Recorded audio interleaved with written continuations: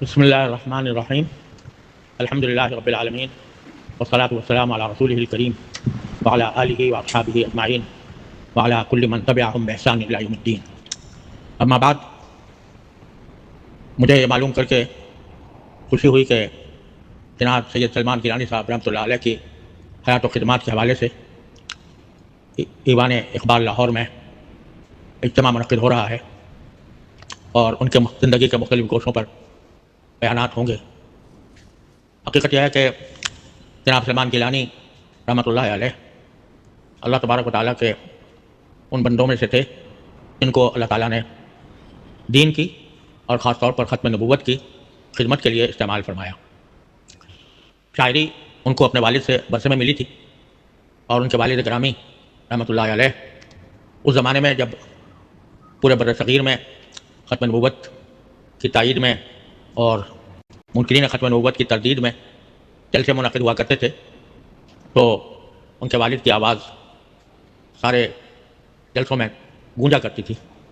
اور ان کی وفات کے بعد اللہ تبارک و تعالیٰ نے جناب سید سلمان گیلانی صاحب کو اس خدمت کے لیے منتخب فرمایا. ان کو بحثت شاعر بھی اگر دیکھا جائے تو شاعری بھی بہت اعلیٰ درجے کی ہے اور ساتھ ساتھ نبی کریم صلی اللہ علیہ وسلم کی نعتیں اور ختم نبوت کے موضوع پر ان کا کلام سارے مسلمانوں کے لیے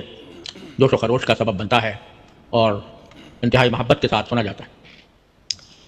مجھے ان سے الحمدللہ محبت کا تعلق تھا اور میں متعدد مواقع پر ان کے ساتھ مختلف اجتماعات میں بھی شریک رہا اور ان کی شاعری سے لطف اندوز بھی ہوا اور وہ ان کی شاعری میرے لیے روح پرور بھی بنی. نعت میں بھی خاص طور پر ان کا مقام بہت بلند تھا. ان کی نعتیں بڑے سوز و گداز کی حامل اور بہت زیادہ فصاحت و بلاغت پر مشتمل ہوتی تھیں اور اس کے علاوہ ان کی غزلوں کی شاعری بھی شاعری کے اعلی مقام پر تھی اور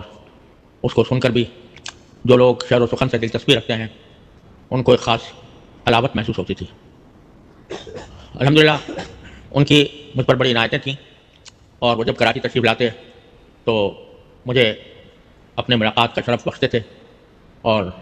بعض اوقات ان کے ساتھ شعر و ادب کی محفلیں بھی سجتی تھیں اور ہماری مسجد میں طلباء کے سامنے بھی ان کا کلام بڑے ذوق و شوق سے سنا جاتا تھا. خود میرے ساتھ ان کی نشستیں بڑی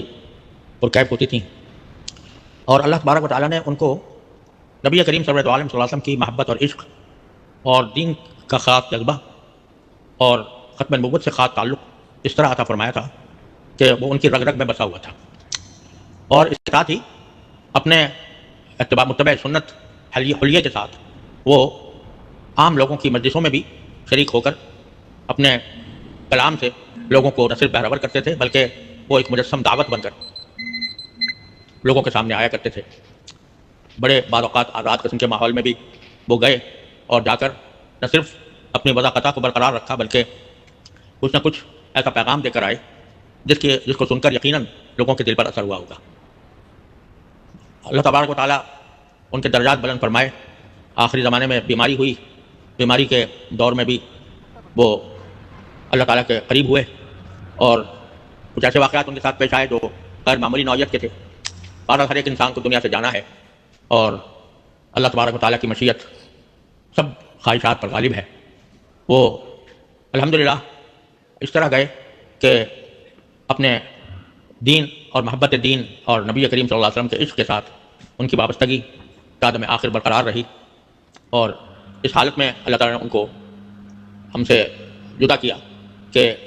وہ الحمدللہ اللہ تبارک و تعالیٰ کے بہت قریب ہو چکے تھے. دل سے دعا ہے کہ اللہ تبارک و تعالیٰ ان کو آخرت کی نعمتوں سے سرفراز فرمائے اور ان کے درجات میں اہم ترقی عطا فرمائے اور پسماندگان کو صبر جمیل رج جزیل عطا فرمائے اور ان کی جو زندگی کا مشن تھا اللہ تبارک و تعالیٰ اس کو جاری و ساری رکھے اور دین کی سربلندی کے لیے ان کی خدمات کو قبول فرمائے. آمین ثم آمین. وآخر دعوانا ان الحمد للہ رب العالمین.